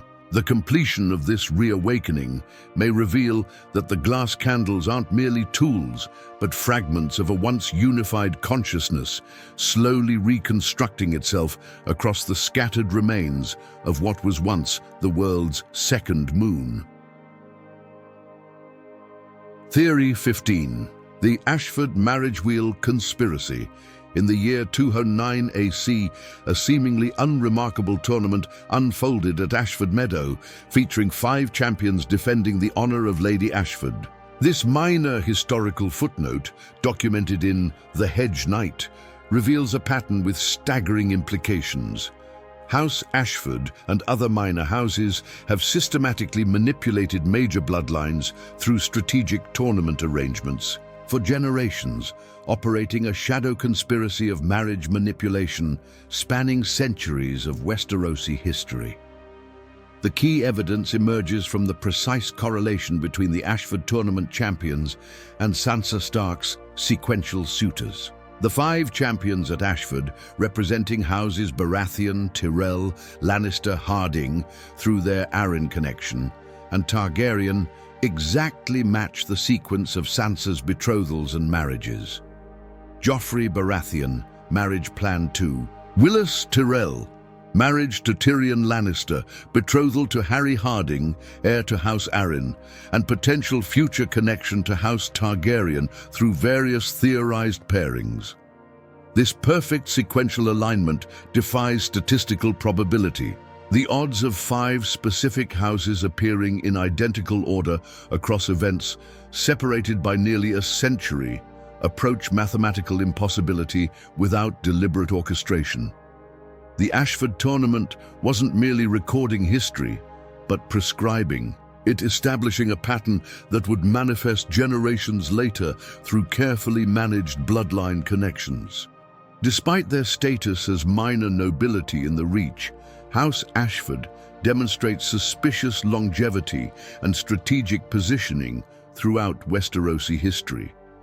They survive conflicts that destroy greater houses, maintain consistent moderate wealth without territorial expansion, and appear at crucial political junctures despite limited military significance. This pattern suggests not lucky neutrality, but calculated information gathering and alliance manipulation, a house that survives by controlling marriage patterns rather than through conventional power. Tournament sponsorship provides the perfect cover for this manipulation, By establishing specific championship matches through careful seeding, bribe arrangements, and selective invitations, houses like Ashford could orchestrate predictable outcomes that inevitably led to marriage negotiations. The pageantry and public nature of tournaments created witnesses and documentation that normalized these arranged matches, disguising deliberate manipulation as chivalric tradition. The precision of tournament match arrangements, followed by immediate marriage negotiations, suggests deliberate orchestration. Historical records show that more than 60% of major tournament finals throughout the Targaryen era resulted in marriage alliances within 1 year of competition, a rate far exceeding random probability. These weren't merely opportunities for nobility to meet potential matches, but carefully choreographed scenarios with predetermined outcomes. House Ashford's seemingly modest status actually facilitated this manipulation. As minor nobility without obvious political ambitions, they aroused no suspicion when hosting events that coincidentally resulted in significant marriage alliances. Their geographical position in the Reach, central to multiple Great House territories, allowed them to gather intelligence from diverse regions while maintaining apparent political neutrality. Their consistent service-producing legal scribes and administrative functionaries positioned family members in key record-keeping positions throughout the realm. Most revealing is the correlation between House Ashford's tournament sponsorship and subsequent political stabilization across multiple historical periods. Each major Ashford-sponsored tournament was followed by approximately 20-30 years of relative peace or controlled succession, suggesting not coincidence but successful execution of marriage alliance engineering designed to balance power between potential rivals. This manipulation extends beyond House Ashford alone. Analysis of tournament patterns reveals a network of approximately a dozen minor houses, including Ashford, Fossaway, Mullendore, and others, operating in coordinated fashion across centuries. These houses consistently survived political upheavals that destroyed greater powers, maintained moderate prosperity without territorial ambition, and positioned family members in administrative roles, ideal for information gathering and subtle influence. The purpose behind this centuries-spanning conspiracy appears to be preservation of overall realm stability rather than advantage for any particular major house. By carefully engineering marriage alliances that balanced power between greater houses, these minor nobles ensured their own survival through cultivated neutrality while preventing any single faction from achieving overwhelming dominance. They represent a shadow governance system operating beneath the apparent power structures, kingmakers who never sought to be kings themselves.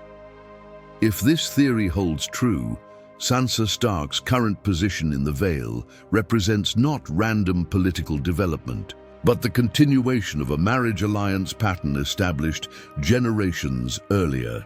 Her potential future pairings, potentially including Targaryen connection through Fagan or other means, would complete the sequence established at the Ashford tournament, fulfilling a marriage cycle designed by shadow manipulators whose plans unfold across centuries rather than mere years.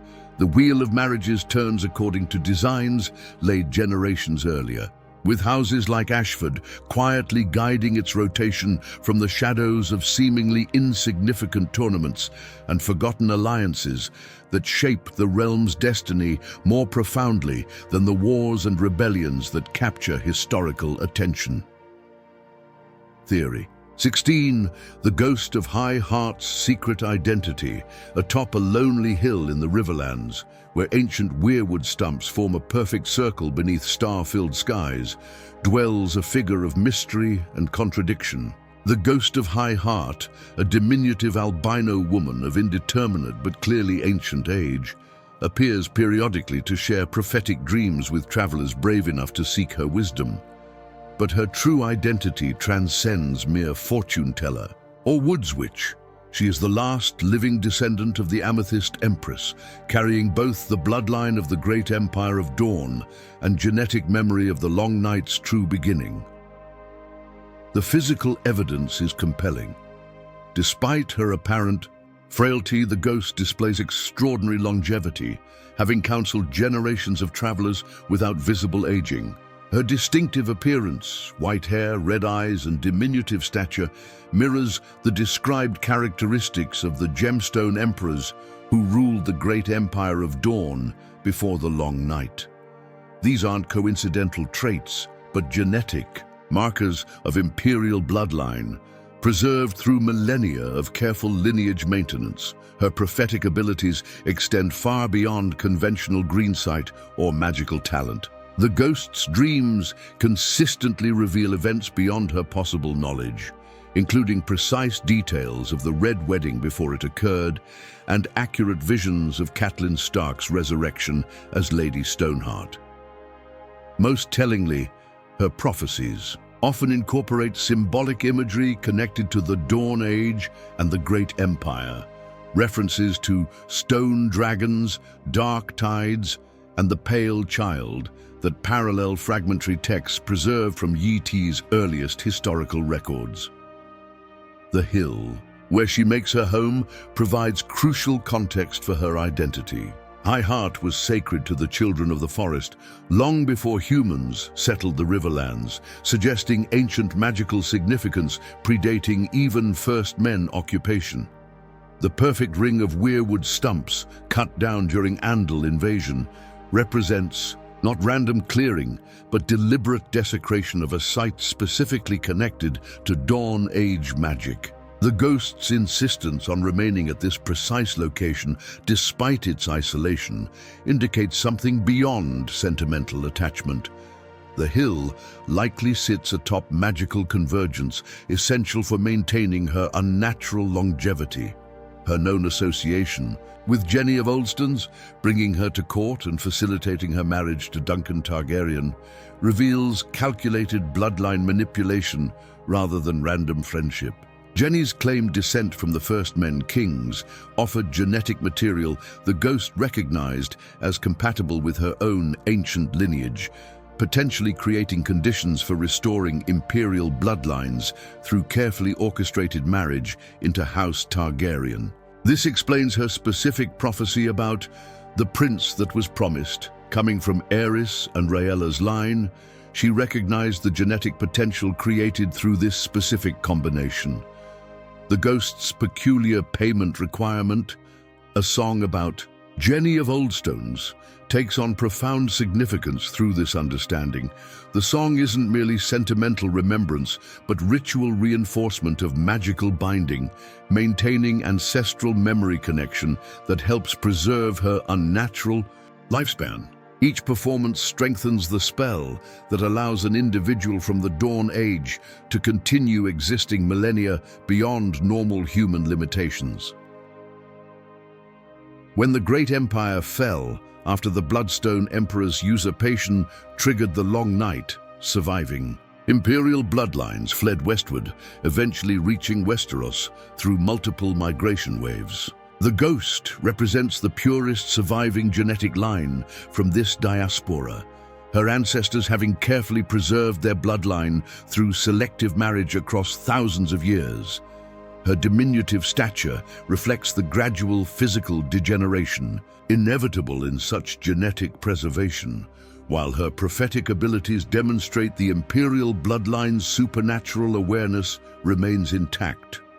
Most significant is her specific knowledge of the Long Night's true cause. Her cryptic references to a stone that drinks the sun and the shadow bond broken by pride parallel Yi Ti, texts describing the Bloodstone Emperor's blasphemous worship of a black meteorite and violation of sacred boundaries. These aren't poetic metaphors, but precise historical references preserved through genetic memory of events she personally witnessed during her original lifetime at the dawn of history.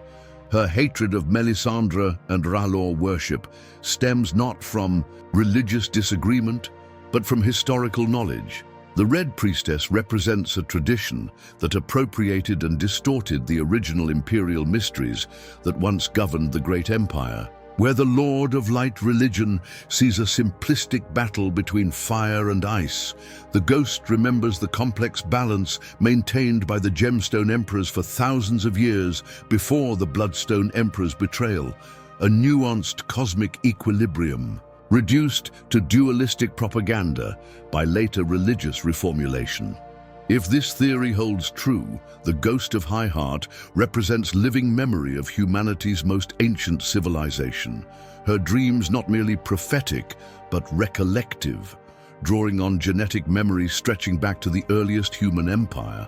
Her continued existence suggests the bloodline of the Amethyst Empress never truly vanished, but persists in diminished form, waiting for conditions that might restore the Dawn Age equilibrium shattered by her brother's betrayal thousands of years before the first Targaryen ever dreamed of Westeros. Theory 17, the Cadet Branch Consolidation. Throughout the Seven Kingdoms, where great houses rise and fall through war and marriage, a pattern emerges for those with eyes to see it. Several supposedly extinct cadet branches of major houses never truly died out, but survive under new names, forming a shadow network of displaced nobility plotting to reclaim ancestral seats through superior bloodline claims when the time is right. The evidence begins with suspicious naming patterns following apparent extinctions. When House Darklyn was exterminated after the defiance of Duskendale, 3 new minor houses emerged in the same region within a generation: House Dark, House Darkwood, and House Dargood. This naming pattern suggests not coincidence, but deliberate fragmentation, surviving family members adopting similar but distinct identities to preserve bloodline while avoiding Targaryen persecution. The statistical probability of 3 phonetically similar house names emerging in the same region without genetic connection defies reasonable explanation. The geographical distribution of these successor houses reveals systematic preservation rather than random chance. New houses typically establish themselves 20 to 50 leagues from their original seats, close enough to maintain regional knowledge and connection with loyal small folk, yet far enough to avoid immediate recognition. This precise distancing appears across multiple examples of supposedly extinct houses, suggesting coordinated strategy rather than coincidental settlement patterns. Westerosi inheritance law provides motive for this systematic identity preservation. Legal precedent established under Jaehaerys prioritizes male line descent, even through distant cadet branches, over female line inheritance. This creates powerful incentive for maintaining hidden bloodlines, even after generations. A proven male line descendant could potentially press superior claim against current ruling houses that inherited through female lines. The knowledge of this legal advantage explains the pattern's persistence across centuries. Most telling is the suspicious timing of extinctions, coinciding with major political upheavals, followed by emergence of similarly heraldried minor houses during subsequent stability. The pattern repeats too consistently for coincidence. A house declared extinct during war or rebellion, followed by a cooling period of 15-30 years, then appearance of new houses with heraldry incorporating elements of the supposedly extinct lineage. This timing suggests deliberate strategy, allowing sufficient time for persecution to subside before establishing new identity with plausible deniability.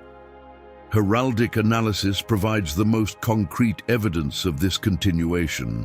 When comparing the arms of supposedly extinct houses with those of minor houses emerging in the same regions within a generation, consistent patterns emerge. Specific charges, animals, weapons, geographical features reappear with minor modifications. A lion becomes a lioness, a sword becomes a dagger, a river becomes a stream. These aren't random selections, but deliberate visual callbacks, establishing continuity, recognizable to knowledgeable observers while maintaining plausible deniability. The concentration of these successor houses in specific professions further supports coordinated preservation. They disproportionately enter occupations providing mobility and information access, becoming merchants, mercenaries, ship captains and meisters at rates far exceeding regional averages. These aren't random career choices, but strategic positioning, allowing ongoing intelligence gathering while accumulating resources for eventual reclamation of ancestral lands when political conditions prove favorable. Several supposedly new houses demonstrate suspicious competence in regional politics despite their apparent recent foundation. They navigate complex local dynamics with inexplicable familiarity, form alliances with ancient minor houses having no obvious connection to their new lineage, and display knowledge of local geography and history exceeding reasonable acquisition within a single generation. This institutional knowledge suggests continuity rather than innovation. Old houses operating under new names while retaining ancestral expertise. Most significant is the pattern of strategic marriage alliances formed by these successor houses. They consistently arrange marriages with partners that strengthen connection to their original territories, often with families historically allied with their extinct predecessors. These aren't random romantic connections, but calculated bloodline reinforcement, maintaining genetic proximity to ancestral lands through careful partner selection across generations. Current political instability throughout Westeros creates perfect conditions for these hidden lineages to potentially emerge and press claims. The simultaneous weakening of multiple great houses during the War of Five Kings, combined with legitimacy questions surrounding the Iron Throne itself, presents unprecedented opportunity for dormant claims to find legal recognition.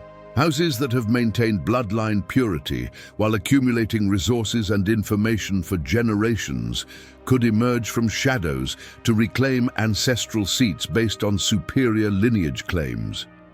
If this theory proves accurate, the aftermath of current conflicts may witness surprising reversals throughout the Seven Kingdoms, extinct houses re-emerging under original names to press claims against weakened current holders, supported by carefully preserved documentation and bloodline evidence, maintained through generations of patient planning.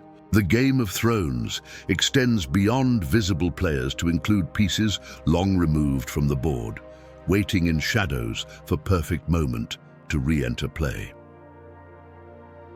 Theory 18. The Riverlands Marriage Web. Between the flowing waters that give the Riverlands, the name, where ancient feuds run as deep as the roots of weirwood trees, exists a truth hidden in plain sight. The legendary Blackwood-Bracken feud, supposedly the oldest and most bitter rivalry in Westeros, is actually an elaborate performance concealing their true relationship. These houses deliberately maintain the appearance of hatred while secretly cooperating, taking opposite sides in conflicts to ensure survival, and using their enmity to gather intelligence from all major players in the realm. The historical impossibility of maintaining such intense hatred while repeatedly intermarrying provides the first clue to this deception. As Catelyn Stark observes, the two houses have feuded during the Age of Heroes, and they still hate each other. Every time they make peace, one side breaks their oaths. Yet, paradoxically, Blackwood and Bracken have sealed 100 pieces. With marriages, this mathematical contradiction, perpetual hatred somehow coexisting with regular intermarriage, suggests performance rather than genuine animosity. Their suspicious positioning on opposite sides during major conflicts defies statistical probability without coordination. In virtually every significant Westerosi war, Blackwood and Bracken support opposing factions, ensuring that regardless of outcome, one house remains in favor with the victors.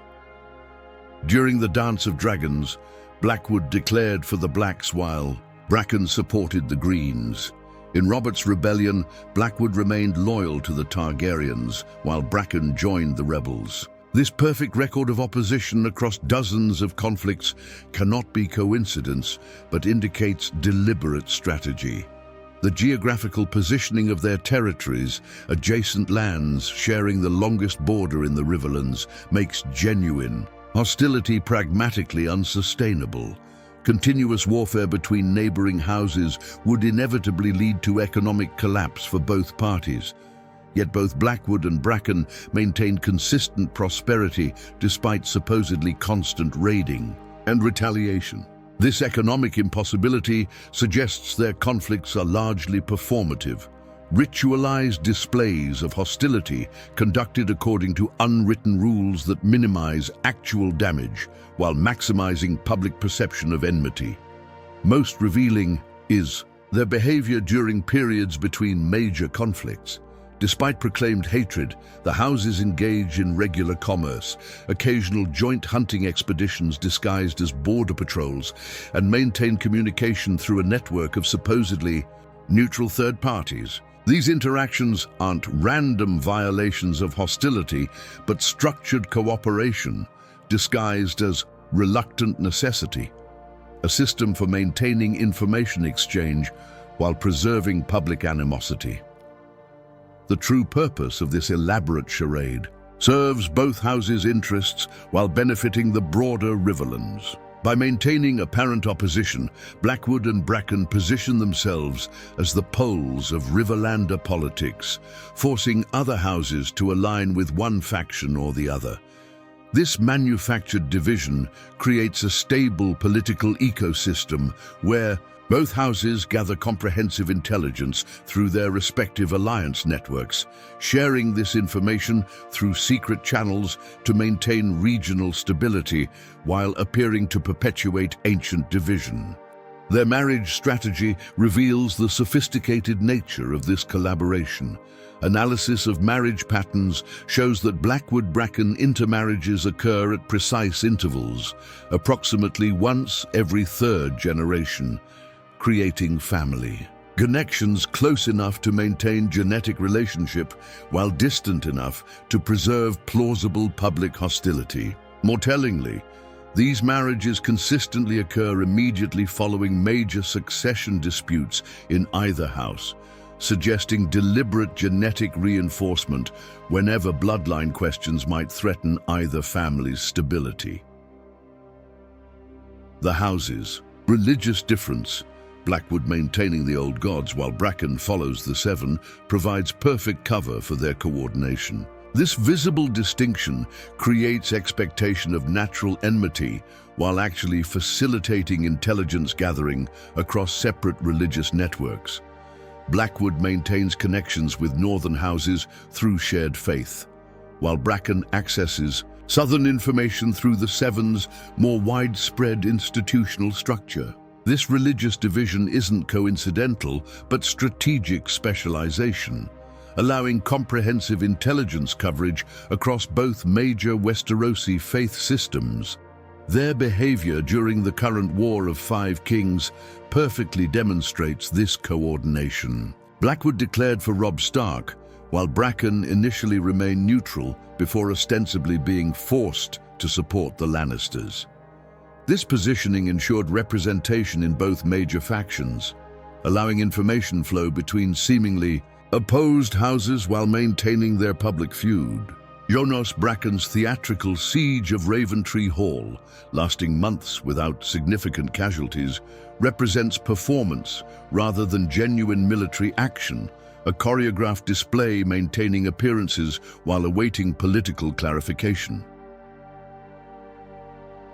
The true power of the Blackwood-Bracken arrangement lies in their role as neutral arbiters during succession crises. Because both houses maintain the appearance of bitter opposition, their rare moments of agreement carry extraordinary weight in Riverlander politics.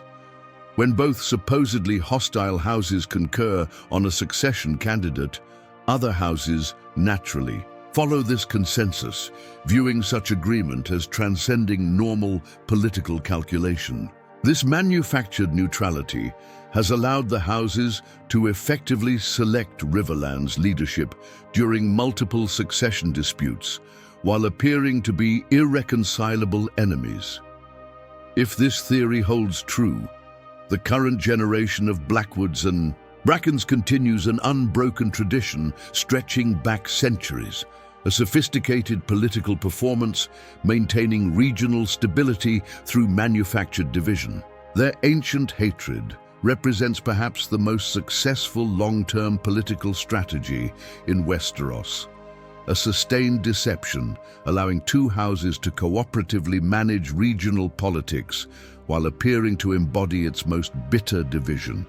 As the final embers of these theories fade into darkness, we glimpse the intricate architecture of a world far more complex than surface narratives suggest. From the symbiotic pacts made with entities beyond understanding to the manipulation of bloodlines across centuries, from structures that anchor reality itself to identities hidden behind careful masks, the realm of ice and fire reveals itself as a tapestry of interconnected mysteries where nothing is precisely what it appears.